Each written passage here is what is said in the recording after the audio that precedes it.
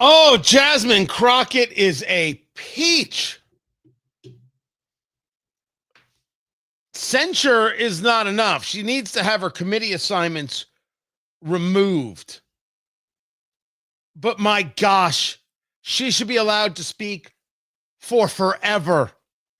She is the gift that keeps on giving, is the Congresswoman from Texas being censured for referring to Governor Greg Abbott as Governor Hot Wheels in a speech she gave to the Human Rights Campaign, the HRC. You see, he's in a wheelchair, so she called him Governor Hot Wheels. Isn't she funny? In front of the Human Rights Campaign, she made fun of his disability. And the people at the HRC, they applauded like, that was so funny. Yeah, the HRC doesn't care about people's lives. I said so. Who am I? My name is Tony Katz. Tony Katz today. 833-GOT-TONY. That's the number. 833-468-8669. They don't care. If they cared, they would have said, this is wrong, Representative Crockett. Shame on you. But nope. They all laughed because Greg Abbott's a conservative, and if you mock conservatives, that's fine. And if you try and shoot them and kill them, that's also fine. And if you scream that they should be hung from their feet by a lamppost like Benito Mussolini, also fine. But if you misgender somebody, the horror. Let the HRC figure it out. But to which we should be clear, they never will. They have no interest in actually trying to figure it out. They certainly don't have an interest in doing anything that would resemble living up to a code, living up to a standard. No. Don't be silly. It's better to make fun of a conservative. It's always fine to make fun of a conservative. Governor Hot Wheels? So now there's a conversation about whether or not you censure Representative Jasmine Crockett. I'm telling you right now, I'm fine with it. But I don't want to censure her. I want her to lose her committee assignments. And you say to me, Tony, if you take away her committee assignments, then she's going to have more time to speak to the press and to be yelling and cursing and mocking people. And it's the old joke that Eddie Murphy tells at the end of Coming to America. You know, when Eddie Murphy does whiteface, he does white Jewish face. And everybody laughed and no one tried to cancel him. Oh, those were good times. Those were good times. And he says, a man goes into a restaurant and he orders the soup. And the soup comes and the man calls over the waiter. And the man says, taste the soup. And the waiter says, is there a problem with the soup? And the man says, taste the soup. And the waiter says, is there a problem with the soup? And the man says, just taste the soup. And the man says, sir, what's wrong with the soup? Would you just taste the soup? And the waiter says, there's no spoon. And the man goes, aha. That's the joke. That's the joke. That joke is world class. That joke is a by the way, very indicative of Jewish humor. The greatest Jewish joke. I know I'm getting off on a tangent. Leave me be. The greatest one that I ever heard. Is it Netflix or is it Prime? Why are Jews funny? And it goes through all these comics talking about classical Jewish humor. And the all-time, and you can tell them that your Jewish friend Tony told you this. The all-time Jewish joke goes as follows, as descriptive as possible. It's such a good joke, and if you find somebody offended by this, I guarantee you that's a liberal. The joke goes as follows: a mother and her son are at the beach, young son at the beach, and a wave comes, and the child is ripped into the ocean, and the mother is frantic and screaming out and screams out to God and says, God, if you'll just return my boy to me, my beautiful baby boy, I'll do whatever you ask. I'll be so appreciative. Just return my son to me. And another wave comes and crashes on the beach, and there is her son, and her turned, and the mother goes to the son and hugs the son and kisses the son and looks up at the heavens and at God and says, he was wearing a hat. That is the greatest, you're allowed to laugh, producer Landon. That is the greatest Jewish joke. I heard that joke on this documentary. I heard that joke. I turned it off, I paused it, and I was at the same time laughing and enraged that I had not thought of the joke. I was so mad at myself. I could not. I still, even telling you the joke, it is so perfect. It is so perfect. I can't even describe it. Anyway, the Aha is letting Jasmine Crockett speak more to the press. Let her talk more to the press. Let this woman be the one who leads that party. Let her be the one. Just let her go on with her anger and her rage. We're trying to get an edit. I sent it over to you, producer Landon. This latest in a hearing, Jasmine Crockett is cursing and acting all tough. And some people are like, is she trying to act straight? And the answer is, I have absolutely no idea. I guess it depends on the street. What I do know is the Democratic Party, if she's the one in charge, that party is, as I've described, broken, but worse. The more Jasmine Crockett is allowed to speak, the less traction they can get with Signalgate. Dun, dun, dun. Signalgate. I think that's what they're calling it now. Signalgate is this story of what happened with Pete Hegseth and John Ratcliffe, the CIA director, and Mike Waltz, the national security advisor. And you had on there, who else? Tulsi Gabbard and Marco Rubio. And they were talking about the strikes on Yemen. Oh, and the vice president of the United States. And they were talking about the strikes on Yemen. And why was this conversation happening on this app Signal? Now, since we last spoke, you have National Security Advisor Mike Waltz saying we made a mistake. The United States to be a raging success and turn our foreign policy into an America First approach. Look, we made a mistake. We're moving forward, and we're going to continue to knock it out of the park for this president. Look at what he's gotten. No, I would never say for this president. I would say for the American people. Always what I would say. What the idea of they admitted they made a mistake is certainly, I think, good for them and valuable for them. Did they? The answer is if there's a question of whether or not you were allowed to use Signal, this app. It seems that you could use it on a computer, but you couldn't use it on a mobile device.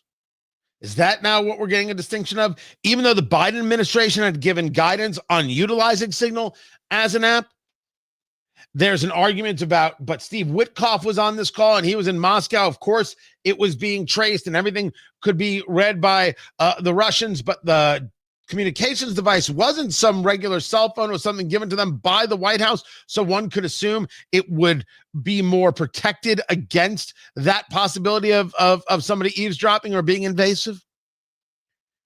If we don't want to use Signal, let's not use Signal. And I don't mind looking into this and stating out loud, we don't do this. But since it was used in the Biden administration, which I think we're easily going to be able to make clear, let's not think that this was a one and done. This was just, these hapless people.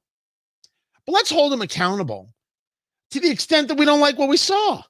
We think it's nutty. It's silly. It's ridiculous. It's what is wrong with everybody? Why would you do this? What possibly were you thinking that this was a good idea? Who told you it was a good idea? And above all, maybe after these things, how did Jeffrey Goldberg, the editor of The Atlantic, make it onto this chat? How? For what reason? For what purpose? Who did it? Can we at least fire them? President Trump has been very clear. It was a mistake. You live and you learn. Defending Mike Waltz, saying I don't think he should apologize. I think he's doing his best. It's equipment and technology that's not perfect, and probably he won't be using it again, at least not in the very near future. And he's a very good man and continue to do a good job. That's it. He's not firing anybody. And the people who are there are people screaming that that Pete Hegseth should be fired because of this. What did Pete Hegseth do?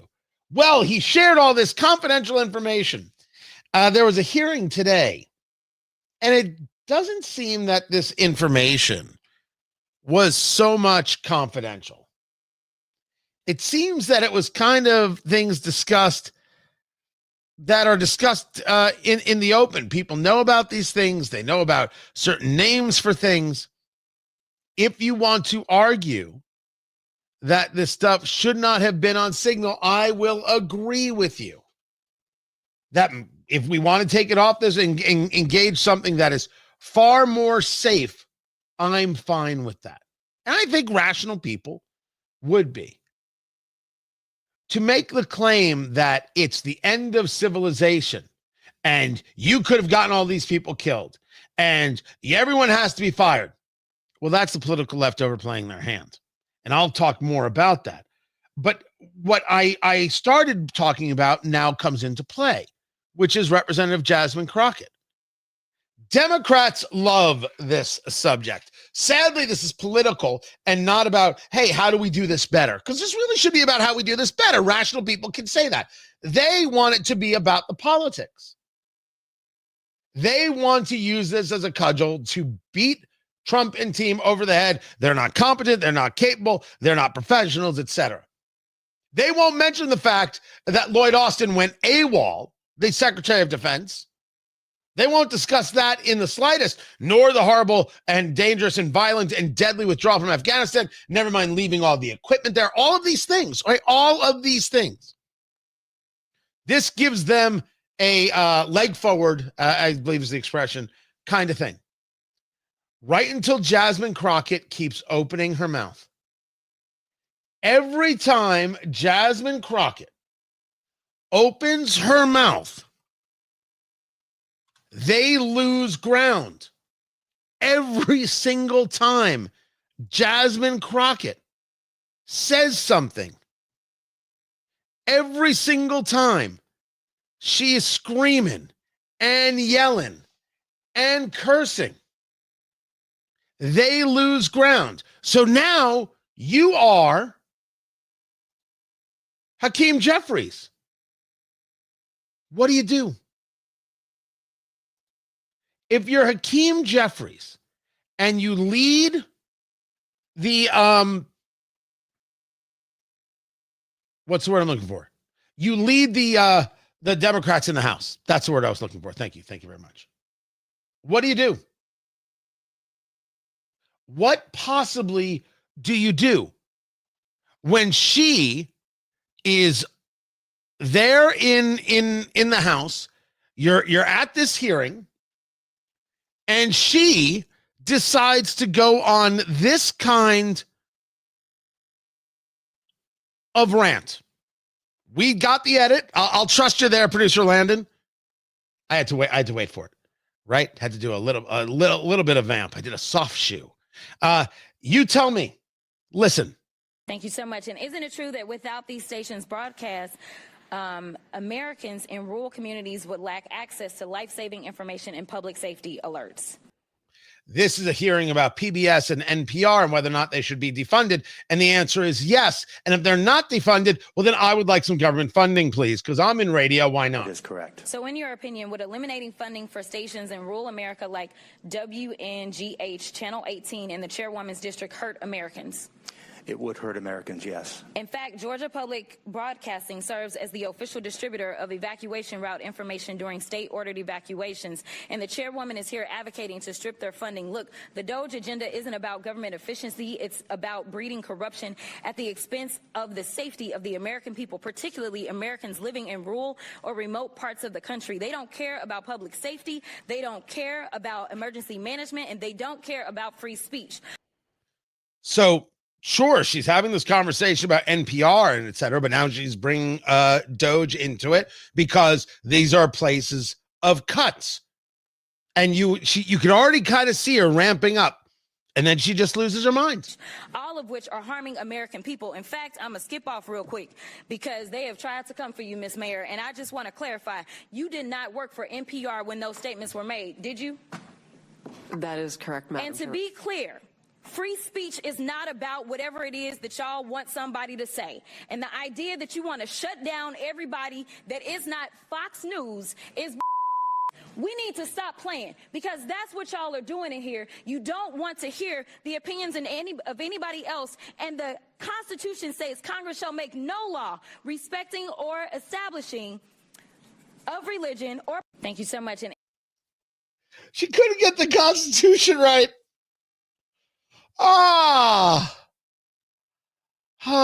She went for the First Amendment. She tried so hard.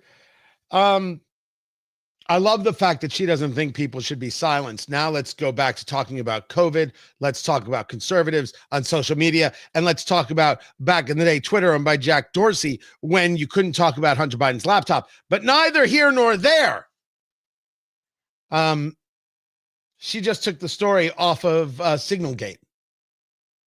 She made the story about her again with her cursing and her, I'm going to skip off. Again, I don't know what she's doing. I don't know who she's trying to attract, but I think this is some kind of tough guy thing. Look at me. And, oh, yeah, everybody's looking at you. Which is why Speaker Johnson should remove her from committees so we can look at her even more, all the way up to Election Day 2026 and beyond. She's a gift. This is Tony Katz Today.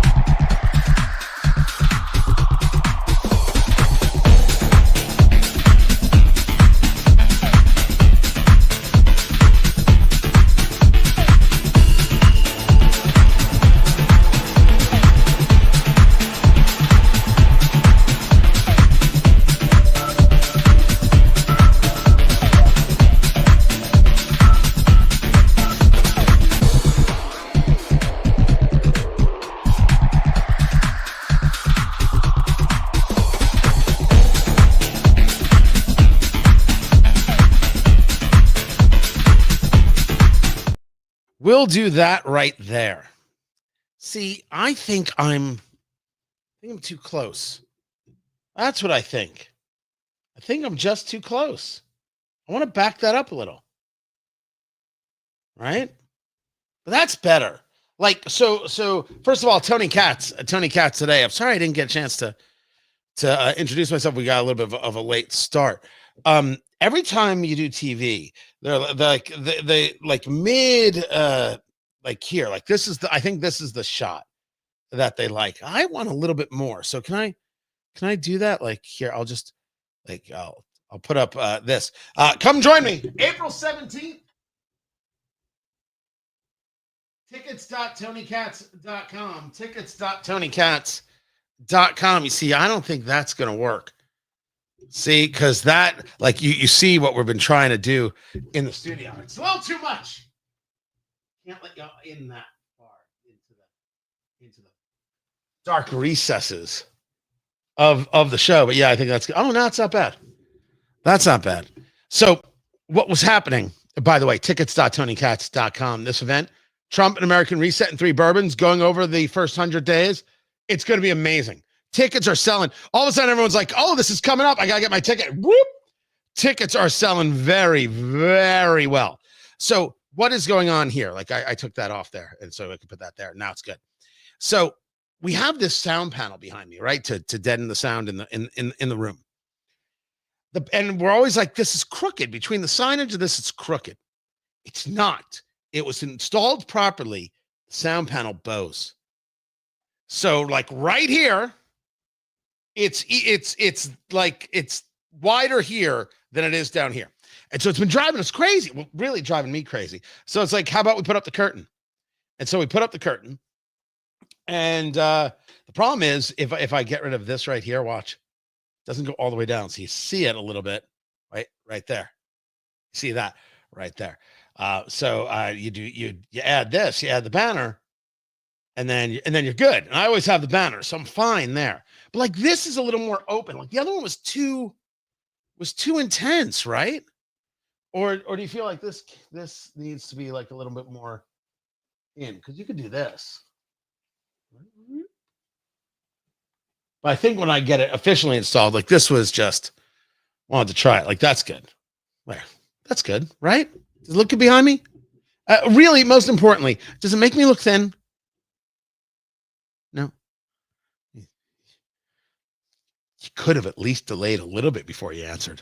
Like you really had to think about it. Some friends you are.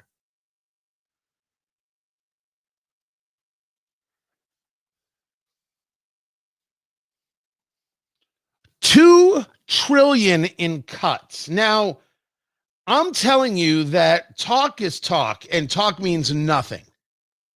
I want to see actual results. But the story is that the Senate, taking a look at where cuts can go, think that they can hit $2 trillion in the cuts. Tony Katz today. Good to be with you. Find everything I do over at TonyKatz.com. Live streaming. You could be a part of that if you want. Just head over on the Twitix, Tony Katz, YouTube, Tony Katz. We'd love to have you here. The Senate looking at least $2 trillion in spending cuts for the budget package. Now, first thing to remember is all things are possible via reconciliation. So reconciliation is a tool utilized in budget situations.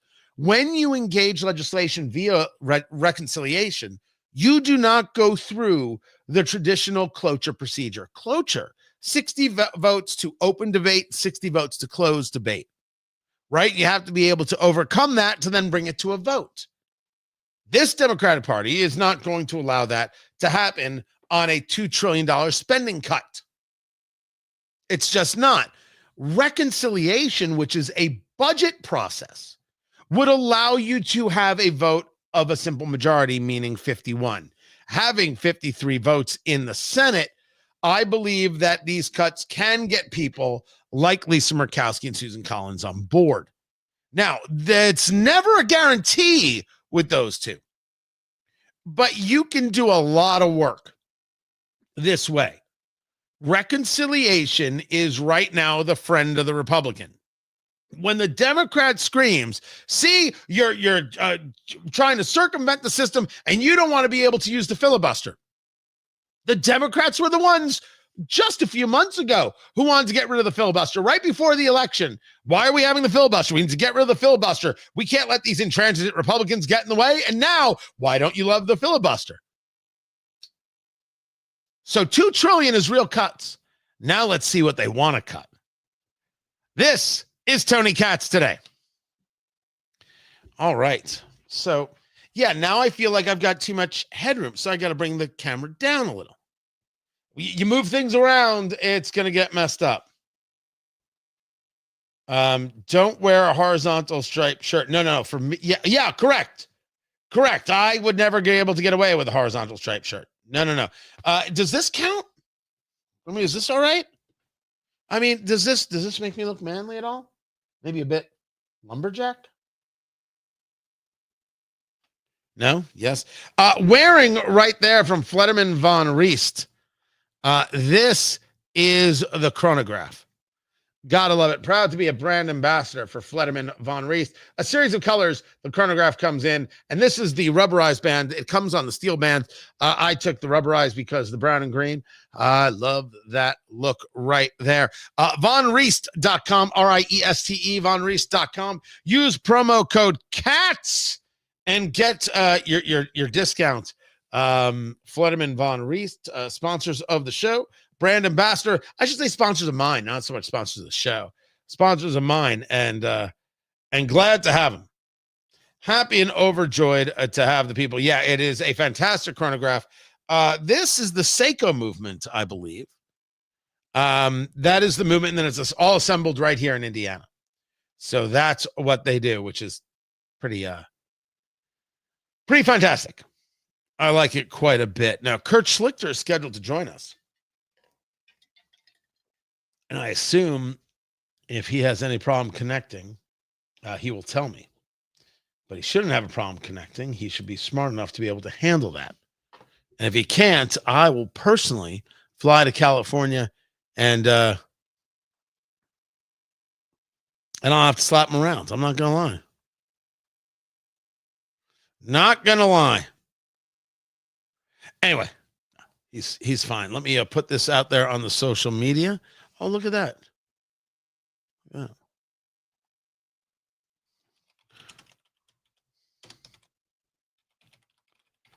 Just typing away, people.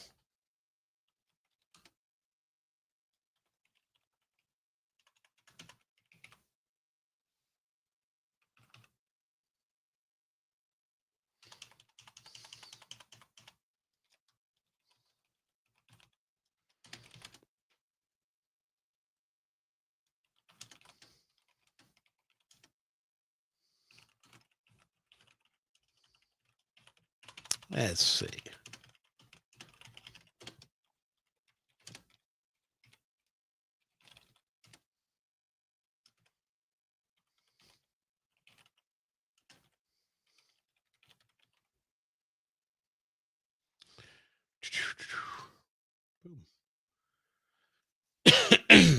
There it goes.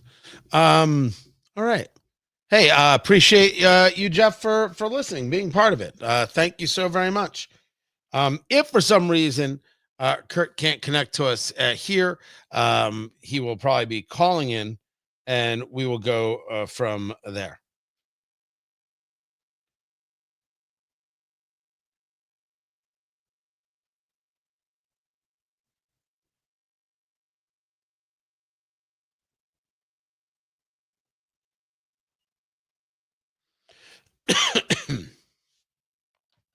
All right, we'll come back to it. Hopefully he'll connect.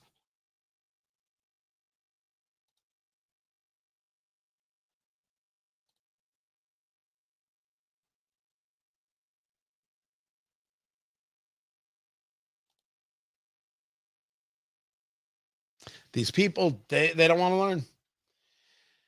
They don't want to learn. They really don't.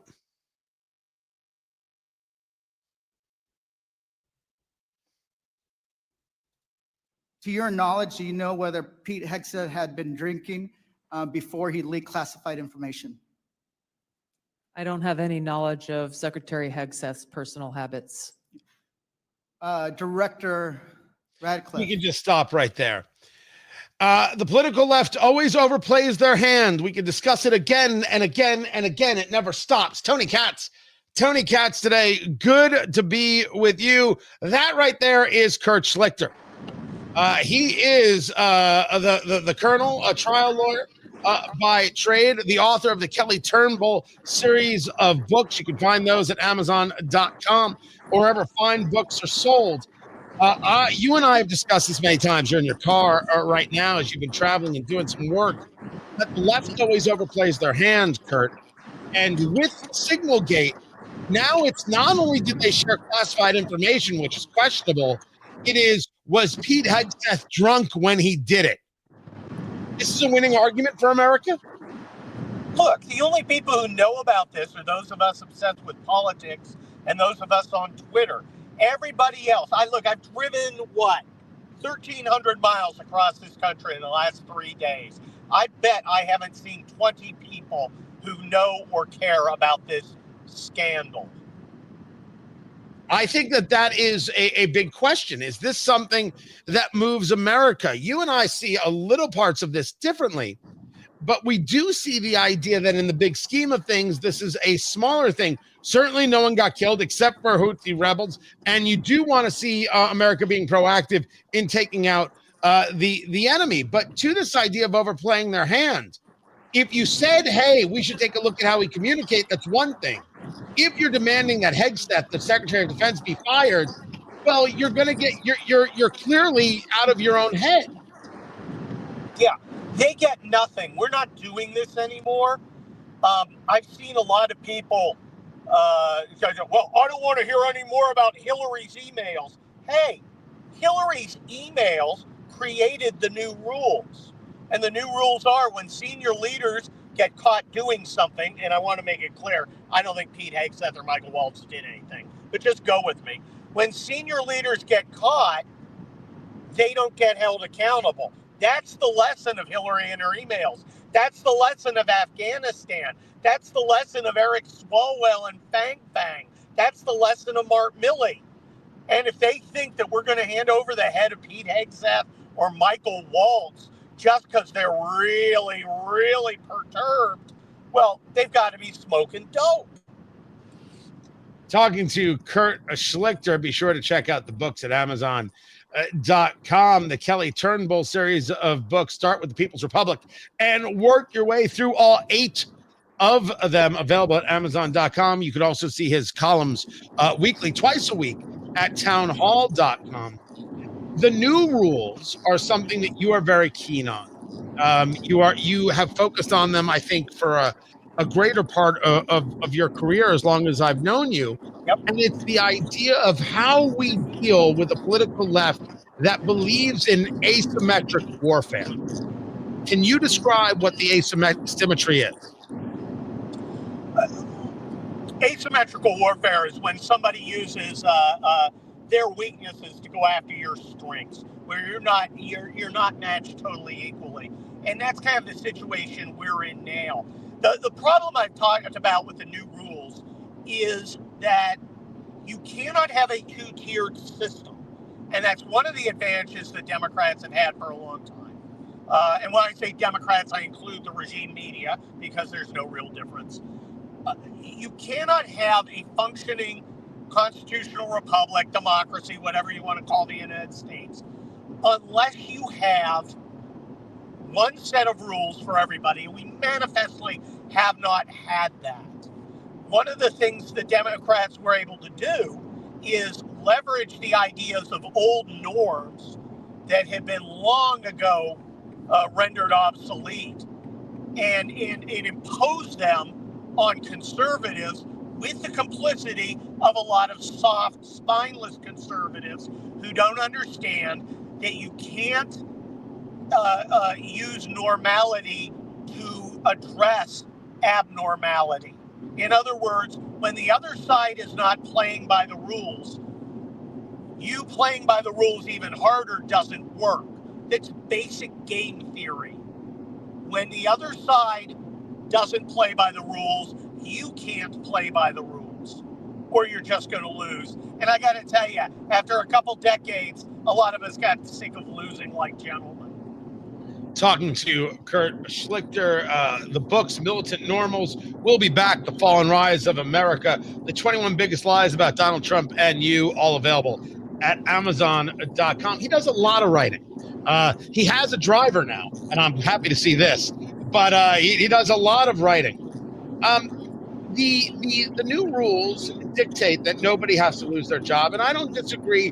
Nobody has to, although I don't mind sometimes if people do lose their jobs, because I look at it from what is it that we want necessarily, not what other people want. But to the idea of the classified information, that the hearing yesterday, the hearing today, did Pete Hegseth, and I'll speak to you about it, of course, retired Colonel, United States Army, about the idea of whether or not Pete Hegseth did indeed share classified information. You went over it, you looked at it. Do you feel it was classified in any way, shape, or form? No, it wasn't classified. He didn't share any documents. Some of the information may be sensitive. That is not a classification. When you're talking about classified, it's either confidential, secret, or some brand of top secret. And it was none of those things. Okay, and now we've had some more revelations about exactly what was going on. And surprise, surprise, surprise, it appeared Jeffrey Goldberg, well, let me be charitable, exaggerated the nature of the information at issue. you know, the whole thing is substantively nonsense. They didn't do anything wrong. But I think what it really says, it's really a story about a Democrat Party that has been losing for 2 months straight and is desperate to create something it can sink its teeth into. But this ain't it. The American people don't care. And those who look into it end up kind of shrugging and going, I don't know what the big deal is.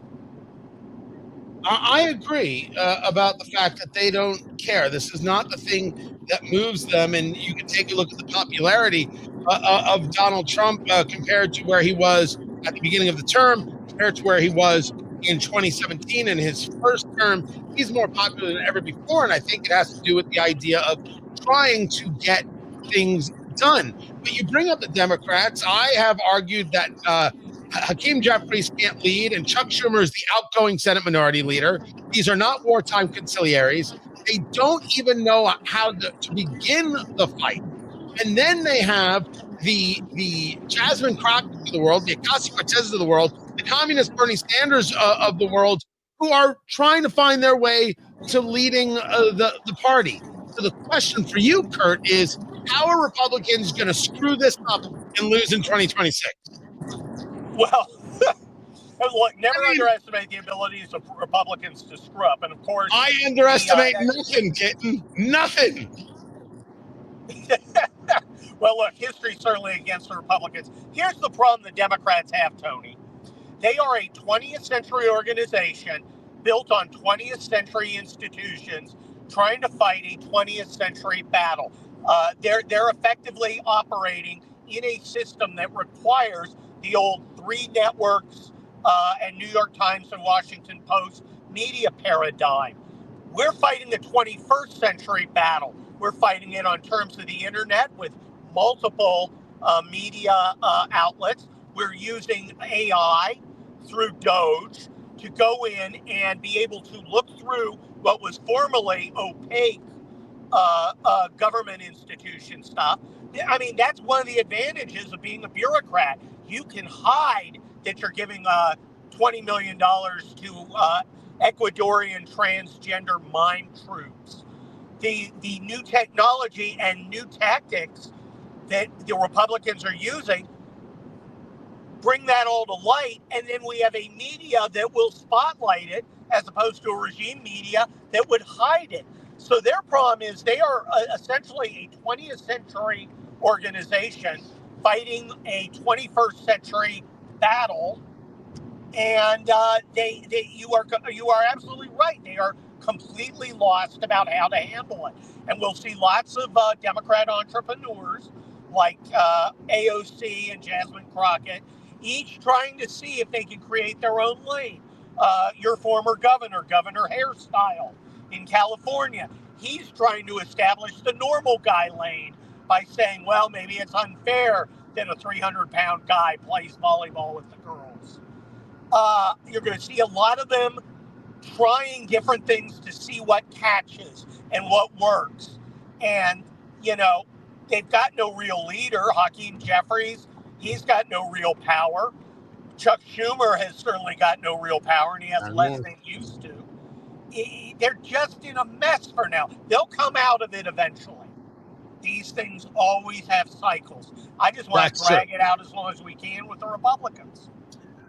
Governor Hairstyle refers to Gavin Newsom in the time I lived in California where Kurt and I first met, and he said, my God, I want to be more like Tony Katz. Kurt Schlichter is his name. Check out the books over Amazon.com, SCHLICHTER. His columns over at townhall.com as well.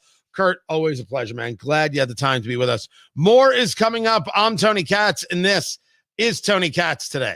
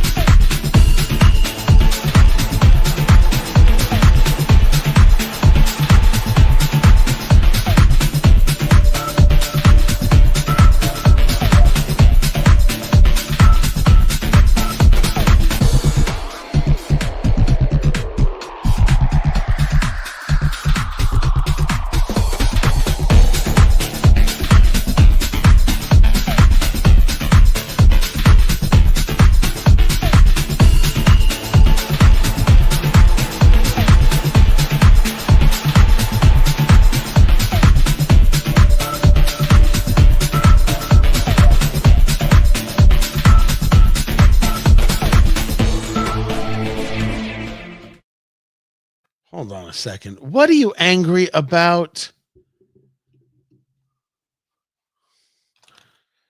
Oh.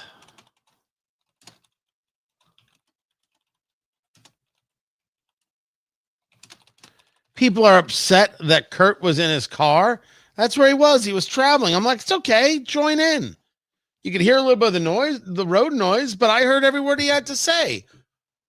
What is everybody so angry for? Is it okay? Is it okay? Can I just start yelling at people now? Is this all right? Is this allowed? Can I get the rules on this, please? I just don't understand what are you bothered by here? Whole thing doesn't make any sense. See, I'm not happy with this angle either. Can I hold on, I'm gonna throw this up there. Hold on. Throw this up there right here. Don't go anywhere. I really need a director.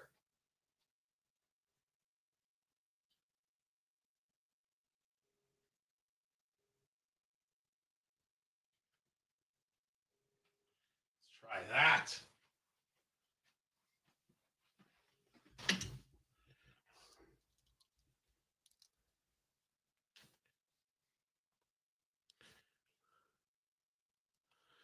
Honestly, there's no more enjoyable. See, nope, that's too low. That's going to be too low. I did the tilt down there, and then I can put this back up.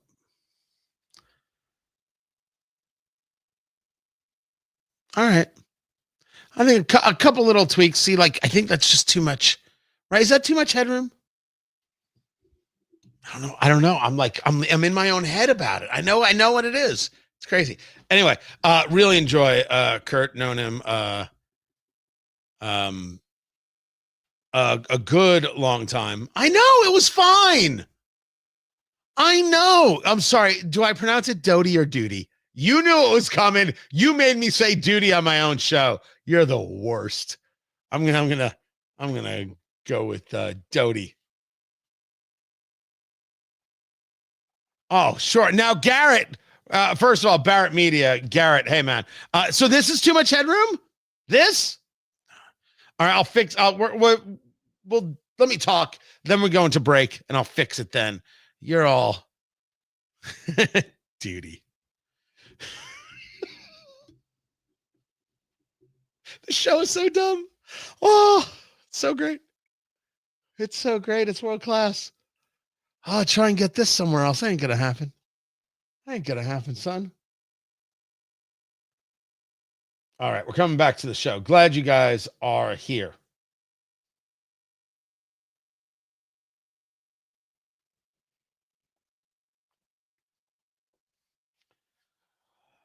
So there's a White House press briefing that's coming. It is not going to go smoothly for Caroline Leavitt. I mean, she's gonna push. She's going to be aggressive. Didn't do anything wrong. Oh, they actually moved it. They moved it to a little bit later. I will carry as much of it as I possibly can. Tony Katz today. Good to be with you. But there's serious trauma going on in the beta male corners of America right now. Some very, very serious things going on. Right now, it has been learned that Costco will no longer sell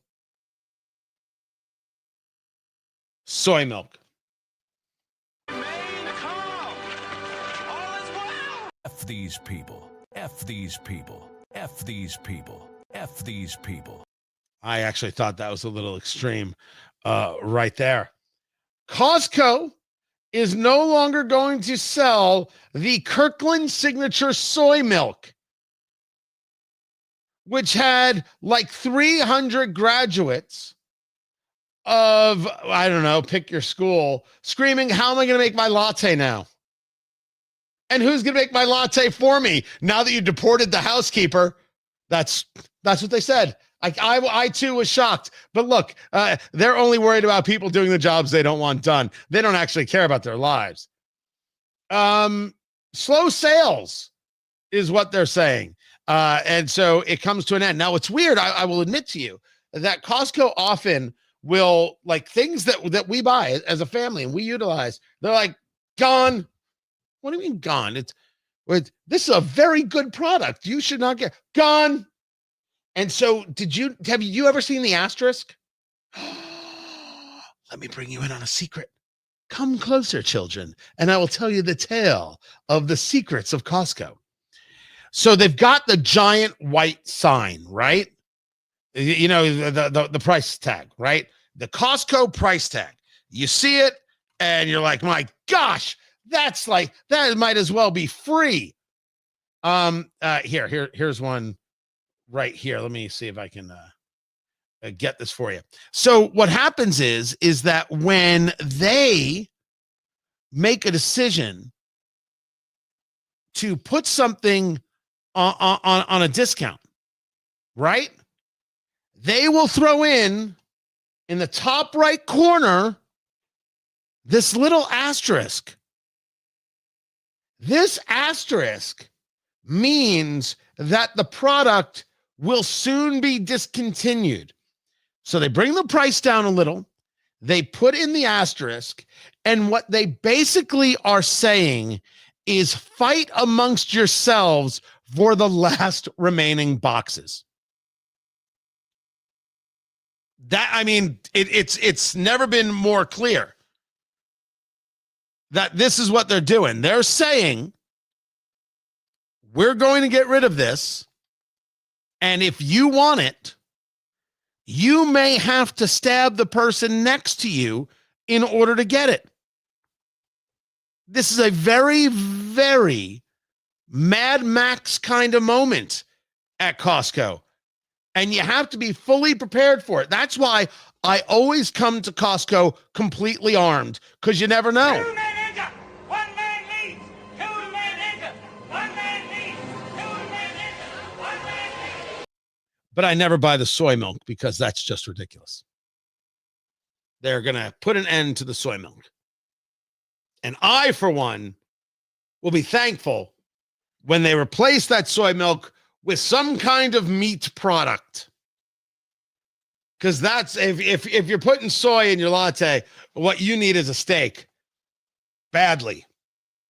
The White House press briefing, I have got that coming up. Keep it here. This is Tony Katz Today. Find everything at TonyKatz.com. So, can't believe I didn't have 2 men enter, 1 man leave already in here. I would have thought I had that already. I was a little surprised. I had to put it in. Sorry. Meanwhile, stop that. So we're in the radio break. So, right. So the radio show's on break. So we're on break as well. So my advice is to smoke them if you got them. Relax, take it easy. I'm going to make some adjustments to my screen here, and we'll go from there. I'm glad you guys are here. We've got a lot to get to. That's all I've got right now. Break is happening. Stick around. We will be right back.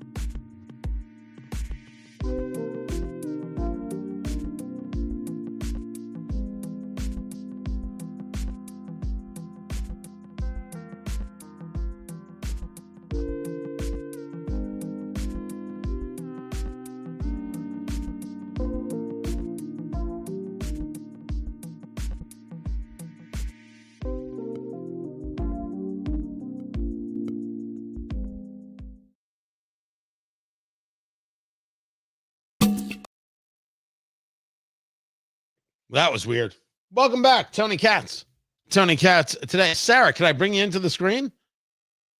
No, I can't. Sarah, I have to bring you up in order to bring you up, but I don't have to. Are you going to complain about, are you going to, people want to see you. They want to, there she is. Digital Sarah, everybody. Hi. Sarah runs everything for us digitally. So yeah, I have to mute you on my computer. Okay. Hi. Yeah, you see how it works great for the big shot. Right. And then your banner doesn't cover it when you're on the double screen. Correct. But we're gonna fix that. I can fix that. I don't know, man. We moved some things around and now I'm a little off center. I gotta be more over here. I gotta move the camera over there. Honestly, after the show today, I'm just gonna light a match. I think it'll be better when you have the two panels. Two things here. Yeah. But I still don't have this camera. Like, this camera's not straight. It's driving me nuts. Why don't you get me wrong? I look hot. Why don't you think it's straight? Because look at it. Look at it. I mean, I think it's because I have the sidebar up, right? So if I got rid of the sidebar, now I'm even. Now I'm in the middle. But you see that. You mean being centered, not being straight. You want to be centered in the shot. Well, the way I thought you meant the camera was. Days, it could mean anything. Right. So I mean, but this looks good, and so I'm in frame. The lighting is solid. This is a little bit blurred behind me. It's cool. It's hip. It's there. That's all right, right? Yeah. Okay. Yeah. I don't even know if they can hear me, but oh yeah, everyone can hear you. Okay. Everyone can hear you. Everybody loves Sarah. Everybody loves Sarah. Even with a head cold. The Cats and Sarah show sounds great, says John Boyd. Listen to me carefully. I don't share the stage with nobody. That is not how this works. I may be alone, but I'll be a star alone. You're like Alphaba. I'm a little like Alphaba. Just green and get me a pointy hat. So yeah, they moved the press briefing, Sarah. It was supposed to be at 1, and they moved it to 1:30. Why did they do such a thing? To mess with your schedule. Honestly, you now understand what's going on. So all right. So basically you're okay with this. This is better headroom. Yes. Because Garrett was like, nope, it's not better. And you know Garrett's watching the show because there's going to be some kind of review at Garrett.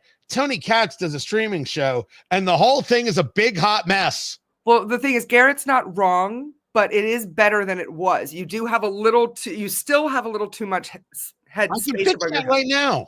I know, and you did when you fixed it earlier. It improved, but you could do it even more and get away. I just sit like this the whole time. Yeah, or you can just sit up straight. There you go. That's my problem. I'm not. there's no stick in the back. I move. I know. Right? I'm terrible posture. Group. I'm always in motion. Mm-hmm, mm-hmm. All right, I have to let you go now because I have to go do stuff. Go do radio. Hey, Sarah. You have to kick yourself out, Sarah. All right, let's go do a radio show, guys. Good to be you. See, look what Garrett's going to write. Tony Katz can't even censure up a camera. That's right, Garrett, but I can kick your ass. He's such a nice guy, too. All right, let's do some radio. I'm lighting up. It's one of my radio cigars right there, the Oliva V. They're just the basic V. Very, very low cost, very high yield. You'll be happy.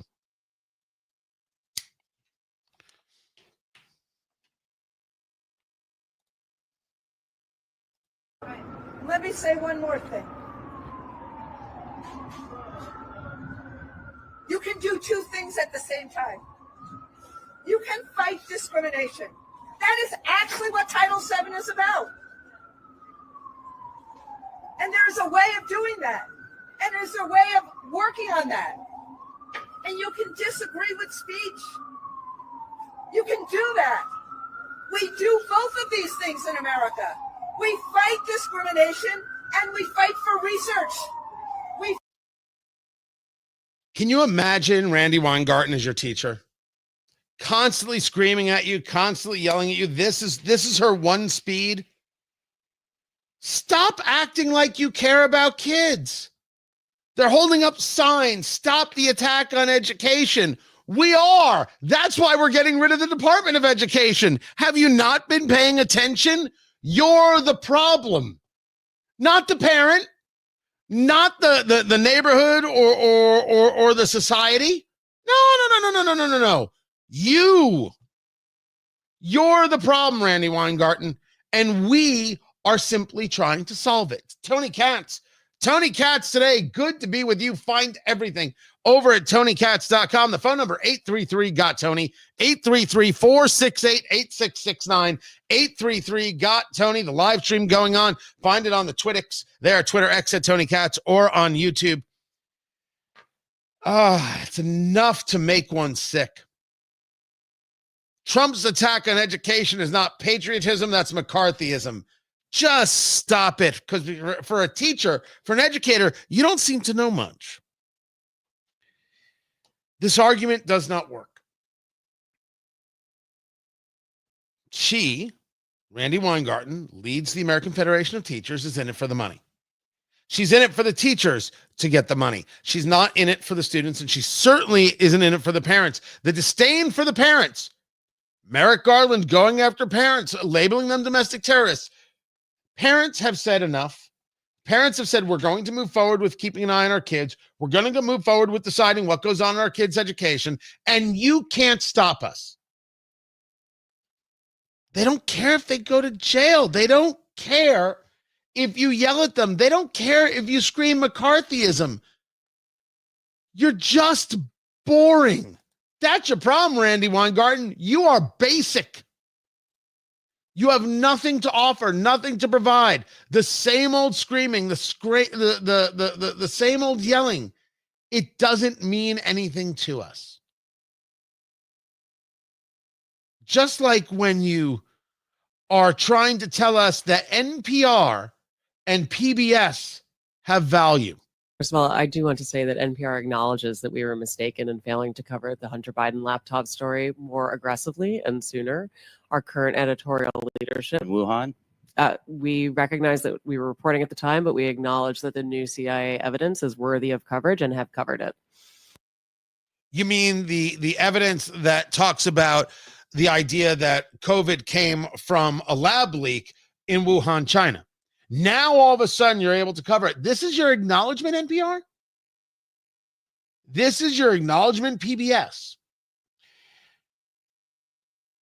You want to love these things. And I get it, because I'm there. Right?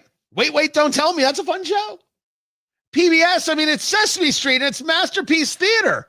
I mean, who doesn't love Masterpiece Theater? Except there's a question about whether or not this is the role of government. Whether or not this is the role of taxpayer dollars. If you ask me about Sesame Street, my answer is no, it's not. And certainly we could talk about the Children's Television Workshop and how they make money, and they make money from the public, and they make money on the marketing end, and it's really an ugly double dip there. Is it the role, the responsibility of the federal government to provide dollars to this content? Well, maybe one would argue it was okay when you weren't throwing characters out there that were meant to confuse my children. Non-binary characters, etc. Maybe it was okay when you weren't injecting a level of politics through guests or other ways into these characters and into these shows. You can argue that. But I think the real argument is, what is the role of government? What is the purpose? What is it that we spend on? What does it mean to provide for the common defense, promote the general welfare, and secure the blessings of liberty to ourselves and our posterity? I mean, that's what it says. Now, that is the preamble does not mean it's the Constitution, meaning that it's not a law. It's not how we. It isn't written in stone. This is just hey, we believe these things, and that's why we establish this framework of laws. We, the people of the United States, I'll read it even though I can memorize it. In order to form a more perfect union, establish justice, ensure domestic tranquility, provide for the common defense, promote the general welfare, and secure the blessings of liberty to ourselves and our posterity, do ordain and establish this Constitution for the United States of America. This is what they want to do. They want to provide these things. They want to promote these things. And therefore they write up, here's what we're going to do. Here's what the founding fathers provided.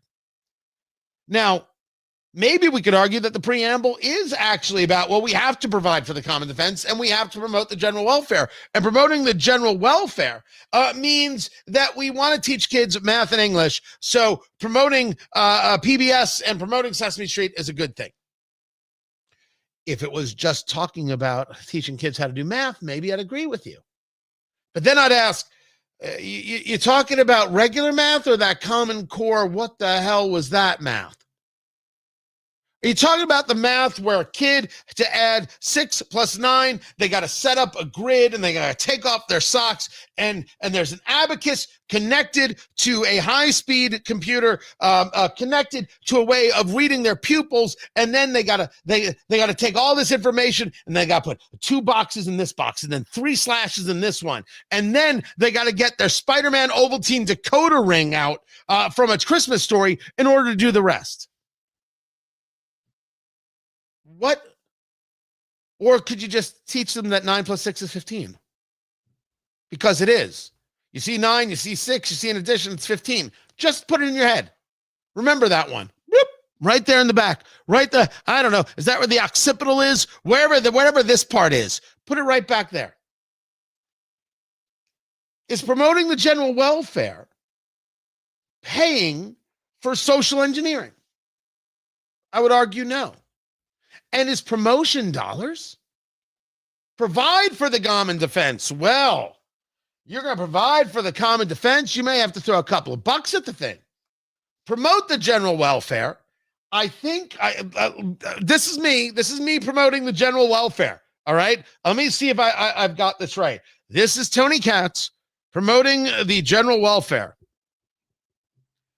Don't play in traffic. That's basically it. Do I have it right? That was promoting the general welfare.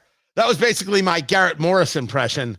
Our top story tonight was not bad. Not bad. He did it with more oomph and anger, I would argue. That's promoting the general welfare. Hey, don't forget to do your math. Eat vegetables. That's promoting the general welfare. Not, hey, let's put money into these programs to push this ideology. And PBS and NPR are an ideology. And let's take it a step further. I do not appreciate my government funding my competition. I think it's wrong. I think it's immoral. I think it's indecent. They fund my competition. I kick the living snot out of them in every ratings book that there is. But I am dependent on advertisers focused on the ratings to get myself paid. What are they focused on? What are they dependent on? Doesn't matter what they bring in, what results they have. Oh, and I bring in the wrong advertisers. The entire advertising model is built on what? 25 to 54-year-olds. You ask anybody in radio, anybody in TV, the whole model is 25 to 54-year-olds. But a lot of 25-year-olds don't listen to talk radio. You know who listens? 35 to 64-year-olds. The people with what? Money. They got cash to burn. They've built their careers. They're in the middle of their careers. They're starting their careers. They're successful people, and that's why they listen. And they're interesting people, and that's why they listen. And they're the ones who can afford the expensive cars and the expensive jeans and the vacations and the other things. And the advertiser says, nah, we'd rather have the 25-year-old who doesn't have a dime in his pocket, who's still living with mom and dad. That's the market that matters the most. It's the most moronic system in the world. Nielsen, are you listening? It's insane. It's surreal. Now, for all of the 26-year-olds, like John Boy commenting on the live stream, you're great. And you're proof that there are two sides to the bell curve, right? Because there are plenty of people who are 52 who are total morons. Most of them are in Congress, but still total morons. You are fantastic.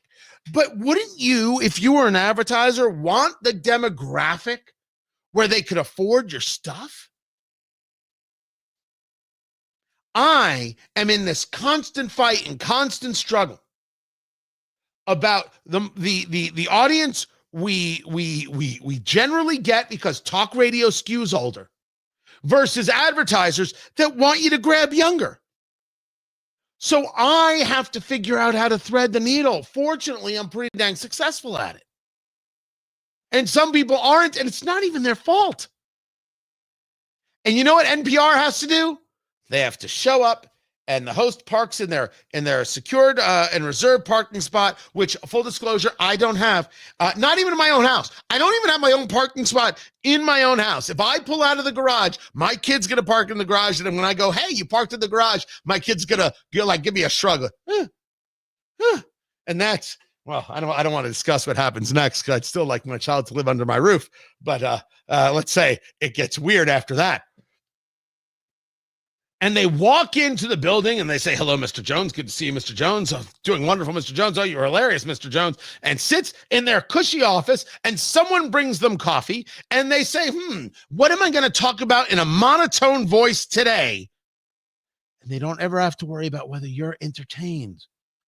They don't have to worry about whether the sponsor is getting a result. I call my sponsors.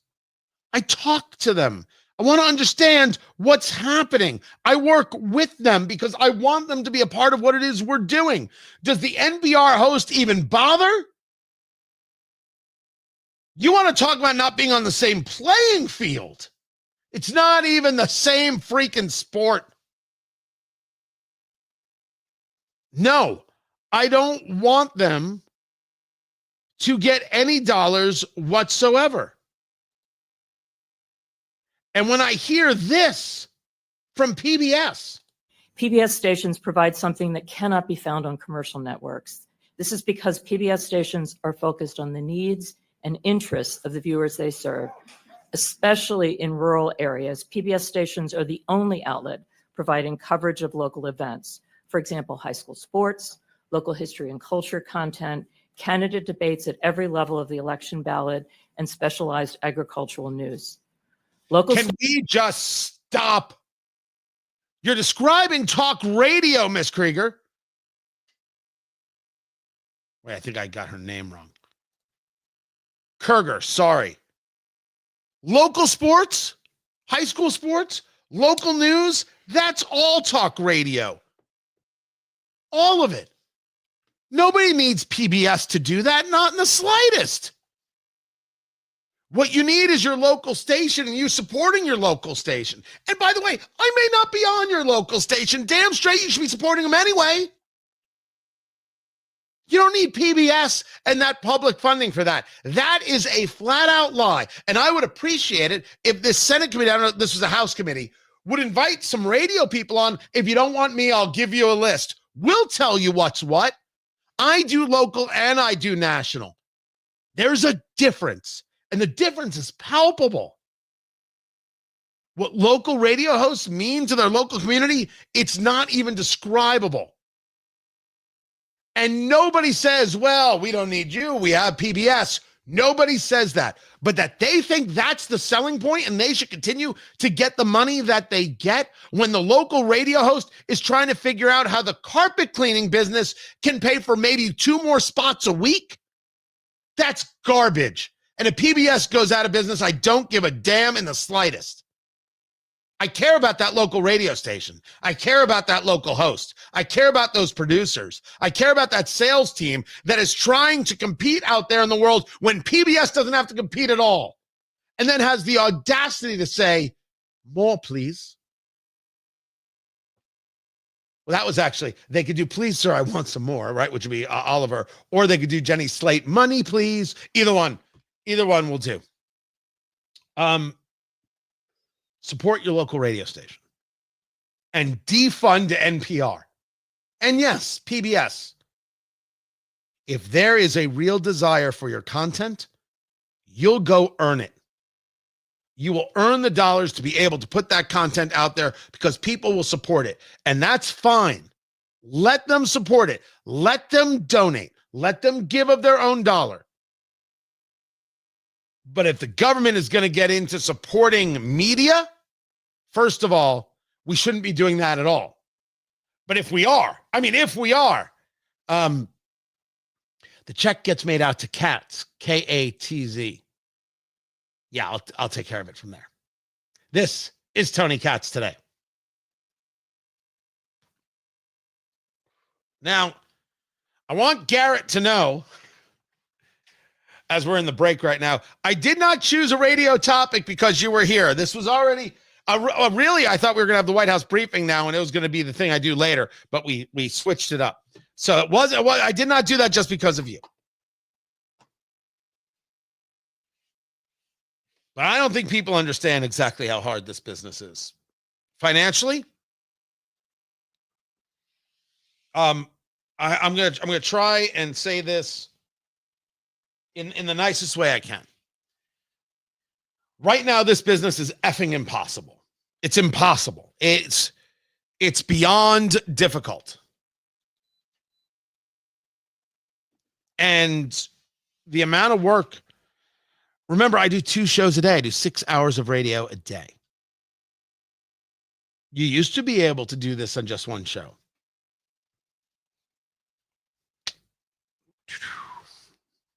Nope. And when you see what's happening with local radio and newsrooms getting gutted, it's bad stuff, man.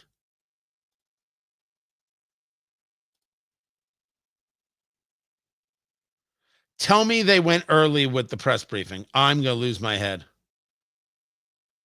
Oh, there she is. The Atlantic downgrade their allegation about war plans to attack plans. They're now playing word games because a sensationalist spin from a reporter who is well known for doing this. We have said all along no war plans were discussed, no classified material was sent. You have the Secretary of Defense saying that. You have the director of the CIA, the director of National Intelligence, the FBI director, all testifying to that under oath, and they should be trusted with that. To be clear, Americans can make the decision for themselves. But whether it's you said it's not war plans.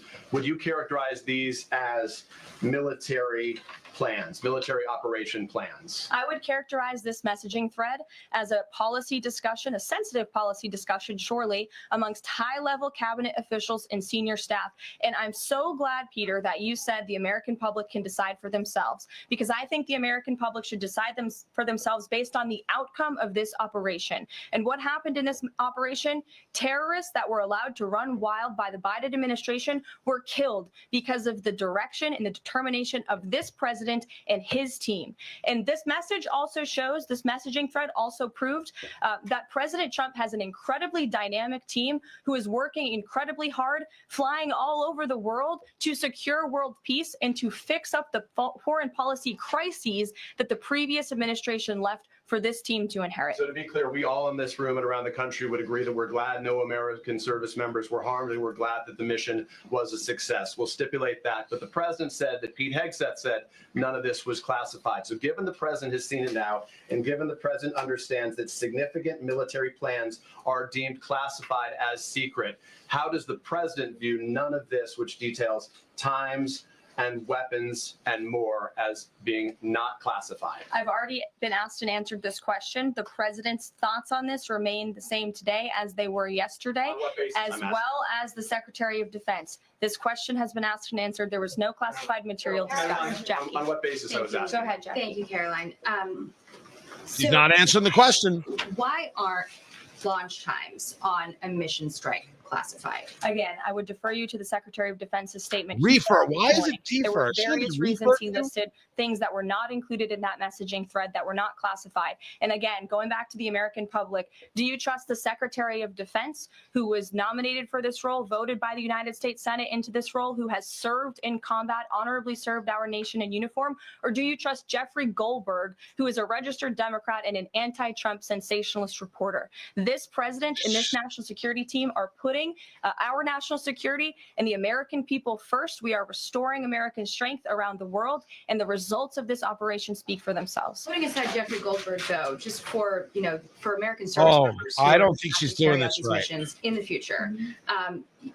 What I guess the message that's coming from the response to all this that we're hearing is that nothing sensitive happened, and I guess the logical conclusion of that is that if these messages had gone out publicly prior to the launch, that wouldn't have been a risk to service members. I don't know that they're comfortable with that. So can you explain, had these messages been published, would the plans have moved forward? Would the launch have still taken off? What I can tell you is that the president, as the commander in chief of our United States Armed Forces, and Secretary Pete Hegseth, who is an incredible man and a warfighter himself, take the lives of our American service members with the utmost responsibility, and they would never do anything intentionally to put their lives at risk. That's Caroline Leavitt, the White House press secretary, and you knew the questions would come. They had moved this thing to later and then started it earlier. Tony Katz today. I'll be sure to try and bring as much as I can on the other side. Unless she walks off, these are going to be the questions.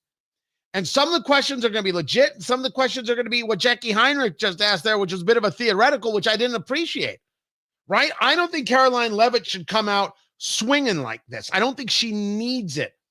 And she should bring it down a little. But hey, if this stuff had gotten out, could it have changed the war plans? That's a theoretical, and that's not a question worth asking. And Jackie's way better than that. And Jackie Heinrich took a lot of heat from President Trump last week, which I didn't think was needed or necessary. But this is, of course, about Signalgate and the conversation that our leaders had about the attacks in Yemen. And I agree that this is a DC story and not much moving across the rest of America. But I bring you the briefings, and now I bring you the questions from it. Definitively that no one will lose their jobs. No one will lose their job at all because of this signal situation. What I can say definitively is what I just spoke to the president about, and he continues to have confidence in his national security team. One more, can I ask one more, Karen? On the targets in Yemen on March 15th, can you say were 100% of the targets that were planned for March 15th, were they all destroyed? Because that would be an indication if some of them were moved or they were not all hit, that maybe perhaps some of the enemies was. Oh, that's reaching. Information in that signal. What I can say about the operation is what the Department of Defense has put out there. I would refer to them for any. That is an absolute reaching statement from the press there, and not based in fact at all. If this is the spin, they're out of their minds. I'll have more on this. You can watch the live stream with me on YouTube. This is Tony Katz today. That is nuts. Hey, if they didn't hit all their targets, isn't that proof that these messages were intercepted? No. Correlation is not causation. Is that what I'm looking for? That is so ugly. That is so freaking despicable, guys. Dang. Taking out, which again is something the previous administration should have done, but they didn't, and now we've inherited this crisis. Stephen. Thank you, Caroline. I'd like to clarify something about the investigation and also ask about some conservative commentary. On the investigation, Mike Waltz said last night that he had spoken to Elon Musk about figuring out how Jeffrey Goldberg's number got in his phone. You mentioned the NSC and the White House counsel's office investigating. Can you just clarify who is investigating, who's leading that? And also, Dave Portnoy, who endorsed President Trump, said today that he thinks that Mike Waltz should leave. Could you respond to that? Who cares what Portnoy Great wants? respect for Dave Portnoy, but I just answered that previous question from Jennifer. As for your original question about who's leading, looking into You're a the citizen, messaging you have an thread, opinion, but the National come on. Security Council, the White House That's the Counsel's question? Office, and also, yes, Elon Musk's team. Elon Musk has offered to put his technical experts on this to figure out how this number was inadvertently added to the chat. Again, to take responsibility and ensure this can never happen again. I have two questions. One on a follow-up on something you just said, but since we have these messages released and you said that the president has now personally reviewed them, at the chat at one point, Pete Hegseth wrote 1415 strike drones on target, and in all caps, he said, this is when the first bombs will definitely drop.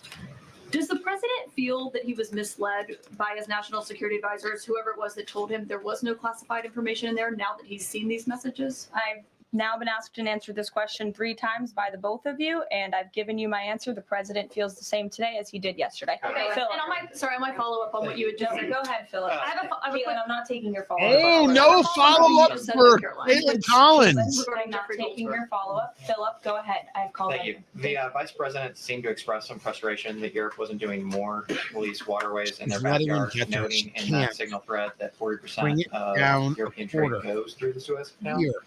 All you Does the gotta do. president share that opinion and frustration? And then going forward, should the Europeans be responsible for policing that waterway? Well, the president was asked this question yesterday by the pool in the cabinet room, and he answered this question. He said yes, he believes that Europe has been, as the vice president put it, freeloading on the backs of American taxpayers and off the backs of the United States of America, and he wants to ensure that Europe pays their fair share. He's always been very honest and upfront about that, and I think the vice president shares those concerns with him as well. And then one more. Sure.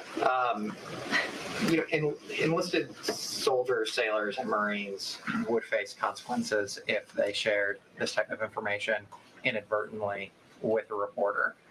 Can you tell us more why the president is so willing to give Mike Waltz a mulligan here? Again, I have now been asked and answered the same question using different language multiple times. If anybody has another question, there's a lot of different things going on in the world. We have tariffs possibly being implemented later today. The president is going to talk about that at 4 o'clock this afternoon.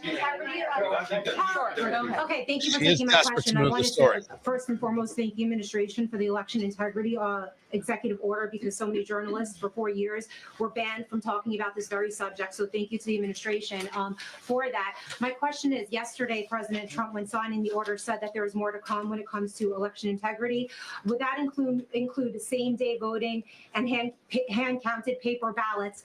And why are Democrats so against election integrity measures like obviously proof of citizenship when it comes to voting in a United States election? Well, it's a very good question. You'll have to ask the Democrats why they're against so many common sense things, not just mandating voter ID. Why are they against men and women's sports? Why are they against deporting foreign terrorists from American soil who have been designated a foreign terrorist organization? I'm referring to Tren de Aragua.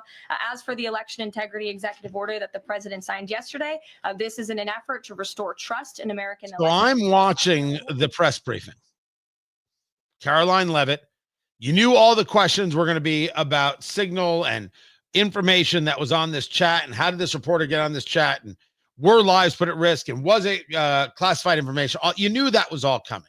She had to know that was coming. And I would argue she needed to handle it with just bringing it down a quarter. She is bothered because she keeps getting asked, as she says it, the same question over and over and over again. She's saying, you've asked me now this question 3 times, 4 times in different ways. From Caitlin Collins, she wouldn't allow the follow-up. And then I said, we've got a lot of other things to talk about, and then picked somebody from the new media side to give her a question that she wanted. Everyone must understand. Doesn't matter what outfit you're from. Your job is not necessarily to give the White House the question they want. It's about the question you want. Giving them the question they want, that's PR. But if the press is going to ask the same question over and over again that has been asked and answered over and over again, well, this is not going to be fun at all, now is it? Tony Katz today. Good to be with you. Find everything over at TonyKatz.com. By the way, President Trump did sign the executive order that would require a government-issued proof of U.S. citizenship on the voter registration form. You got to have an ID. You got to be able to prove who you are. We discussed this. This is exactly what had to happen. Win, change the rules so they're normal, not this insanity of mail-in voting and all the rest. And then prevent them from having the opportunity to engage in fraud, because not allowing voter ID, not demanding voter ID, creates an opportunity for fraud. It's not that fraud will definitely happen, but it creates the opportunity for it. Eliminate the opportunity. You don't have an ID, you don't vote, and you also don't get Sudafed. So there's that. Let's take it back to Caroline Leavitt. At 3 o'clock, he will be honoring Women's History at the Women's History Month celebration. We have a lot of great women across our cabinet who will be in attendance, so we'll see you all there. And then you'll also hear from the president again at 4 o'clock when he talks about tariffs. So plenty of time for more questions. Sorry, it's a bit shorter today, guys. We'll see you later. Goldberg's number and Michael Waltz's phone if he's a registered Democrat and anti-Trump reporter.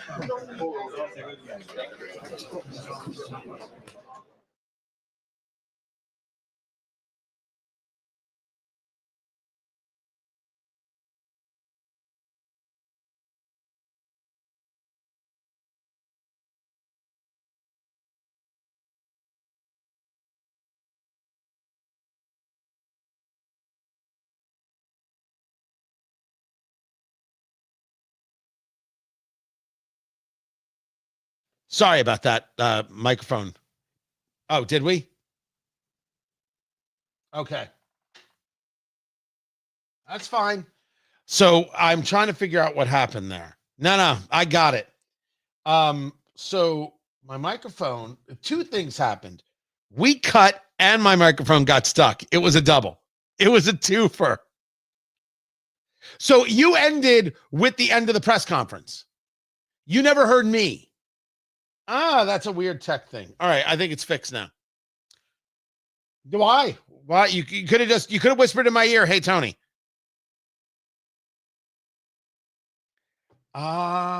So three things happened at once. It happens. Anyway, we'll be back to the radio show in just a minute. It wasn't the worst thing to go out at that time. What I was saying to you guys is as follows. I think that Caroline Leavitt did not hit this perfectly. I think she went in expecting guns a-blazing. You have the questions about what actually happened, why this information was being shared this way. How did Jeffrey Goldberg get onto the text chain? Then you have the idea of what did the president know? When did he know it? Is he upset? Is someone going to get fired? And then you have the people who make up the questions like, well, did we hit all the targets? If not, is this proof that we allowed this to that Hegseth and all of them made this happen and hurt American soldiers and hurt America's opportunity and put America in danger? I'm not saying that you can't hit back aggressively against the nonsense. I am saying you got to do it without showing them that you're angry. And I think she decided to end the press conference because she didn't want any more of those questions. If people were not going to ask different types of questions, well, that's one thing. But you knew there were going to be questions asked about that. You knew that it was going to come up. You had to at least be ready for it. And be able to I think maybe a little better would have been to show exactly the nonsense of their questions. Turn it on them. It should have been about the parry. I think this is going to be the first time that people are like, that was really problematic. That was really wrong of her. That was, my gosh, this White House isn't answering questions, which is weird for them to say, of course, because compared to the Biden White House, these people answer everything under the sun. There's nothing they don't answer. Absolutely nothing. Meanwhile, we have some other things to get to. I will bring them to you. I'm done with Jeffrey Goldberg. Well done with him and this story, because I do agree that A, it's been covered, and B, it's not that it's a big deal about nothing. It's that we're not focused on making it about what it is. If we're talking about safety and security, let us engage that conversation about how we have these conversations at the very top. Fine. Was Pete Hegseth drinking when he sent that text? There's another congressman to censure. I forget the name of the Democrat who asked that question. It's an obscene thing to do. It's an absolutely obscene thing to do. Gross. Despicable. I don't know, Congressman, are you drunk now? When did you stop beating your wife? I mean, I have never been called to testify at one of these things. Man, I'm desperate to do it. Oh, I'd love to do it so much. So much. Sarah, if you can make that happen, I'd greatly appreciate it. All right, we're coming back to the show.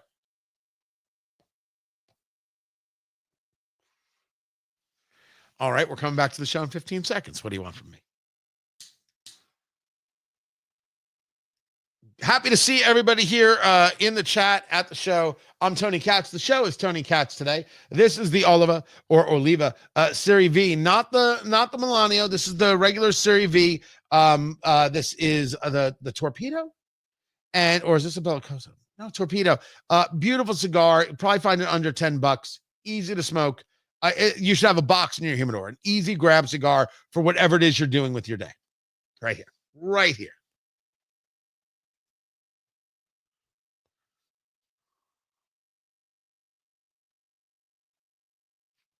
I absolutely would love to testify in front of Congress about, I don't know, what topics can I testify on?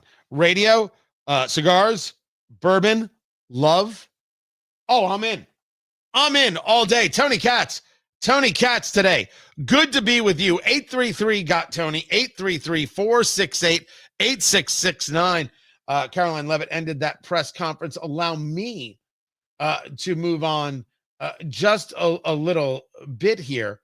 I've got a series of things that I wanted to get to, including this commentary, a floor speech given by Pramila Jayapal, representative from Washington State, leader of the House Progressive Caucus.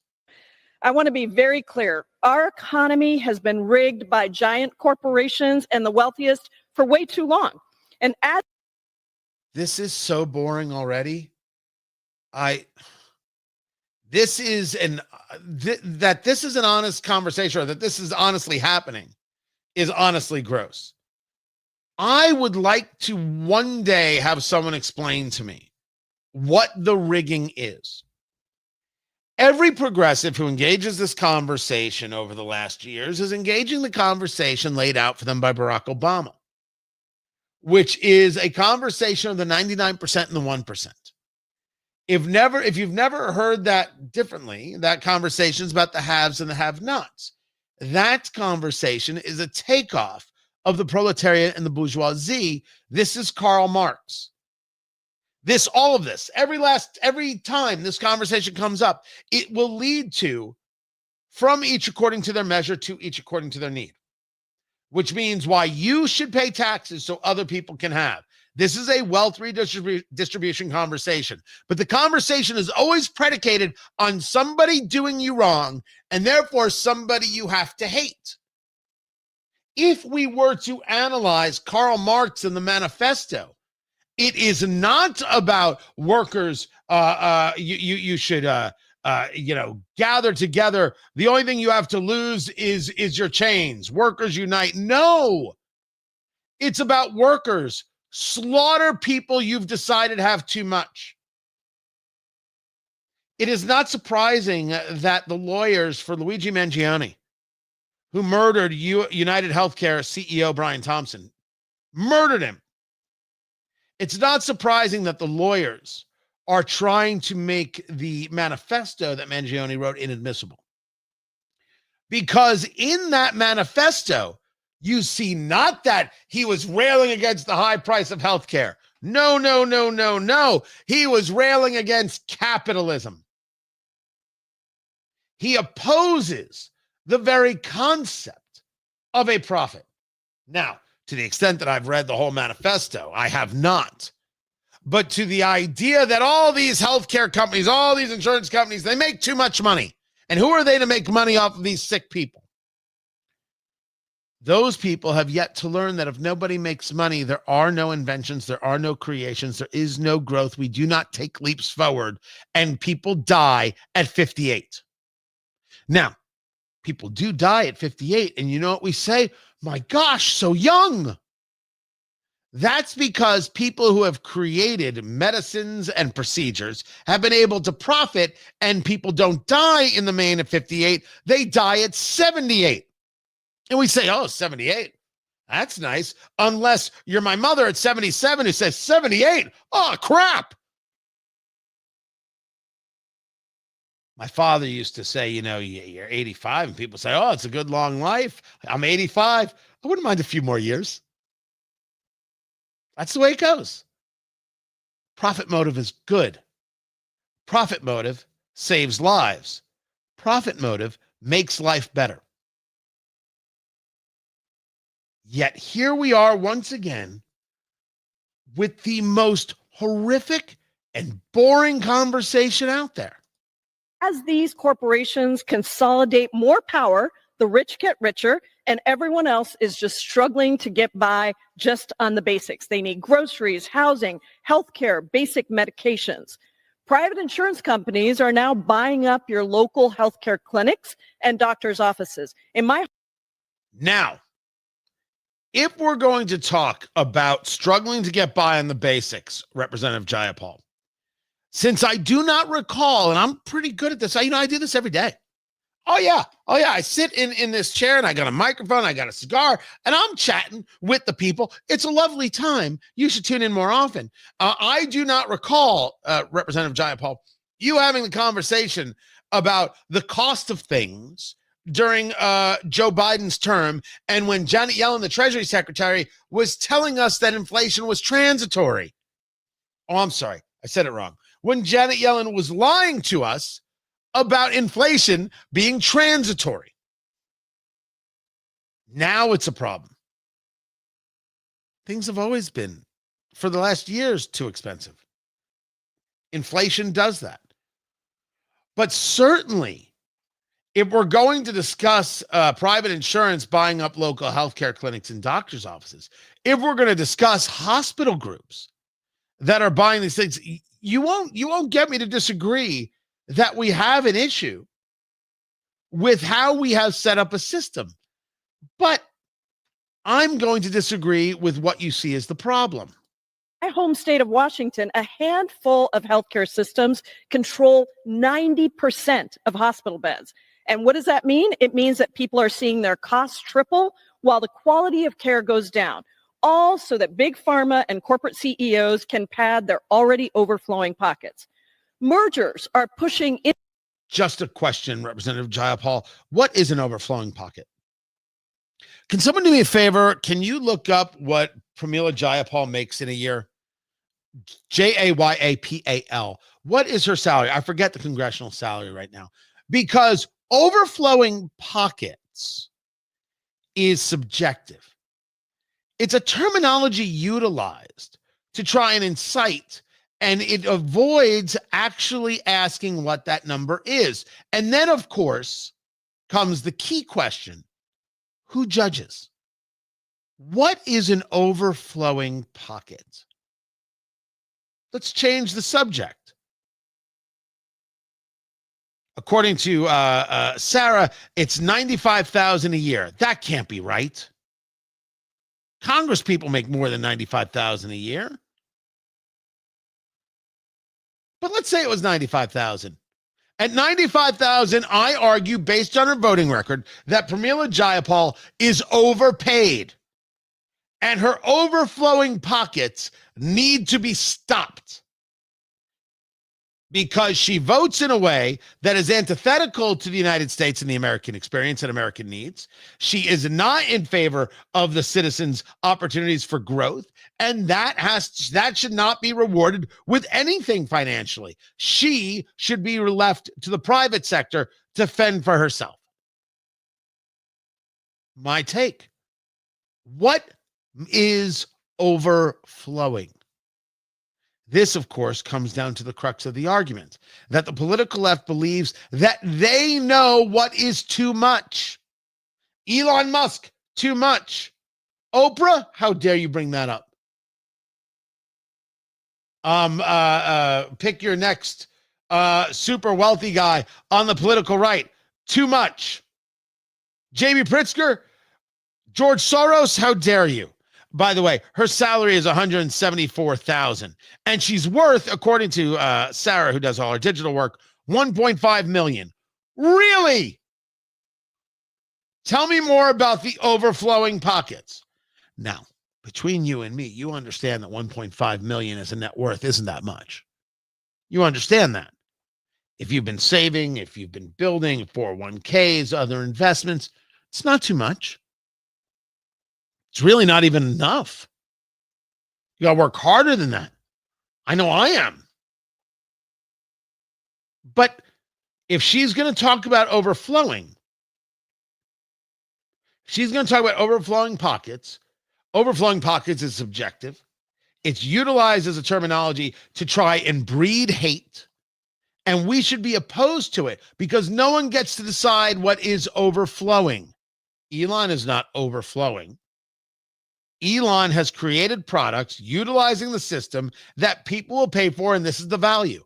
You know, the Boston Celtics just sold? The Boston Celtics sold. They were purchased for, producer Landon, you're the sports guy here. They were purchased for $190 million back in the day. Yeah, so that was in 1980 something.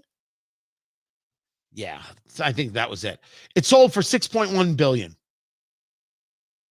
The Boston Celtics sold for $6 billion.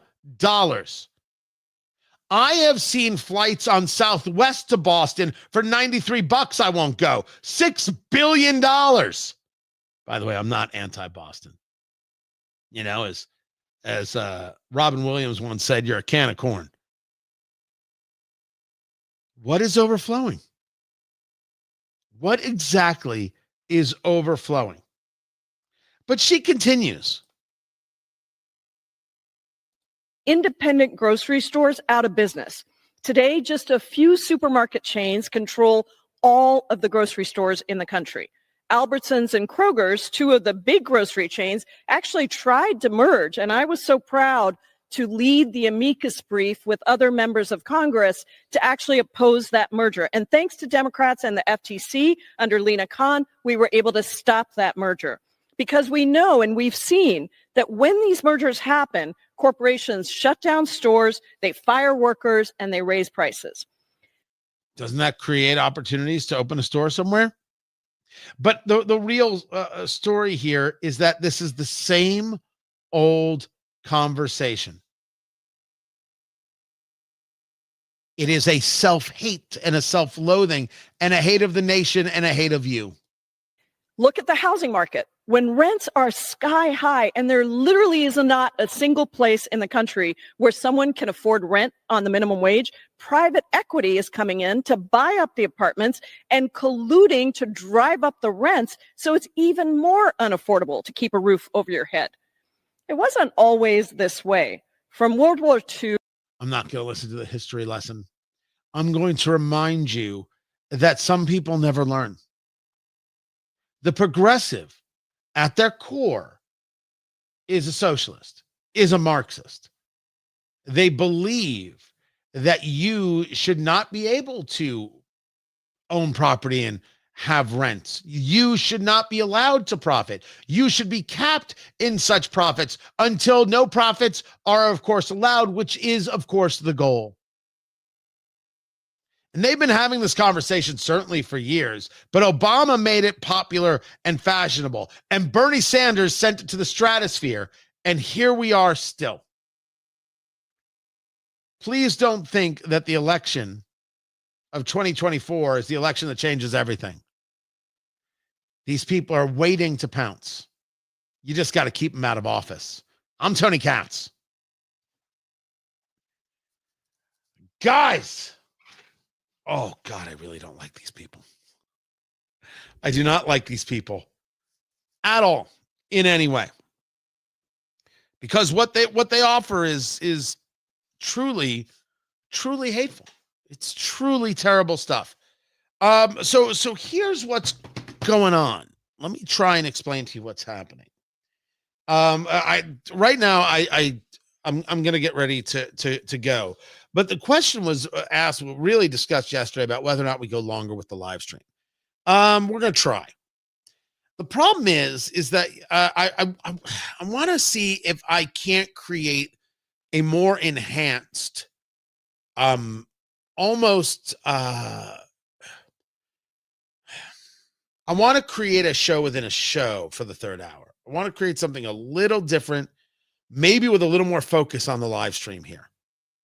I want to see if it would add a little energy. I mean, we already have good energy, but a little energy and a little focus, a little bit of a dynamic.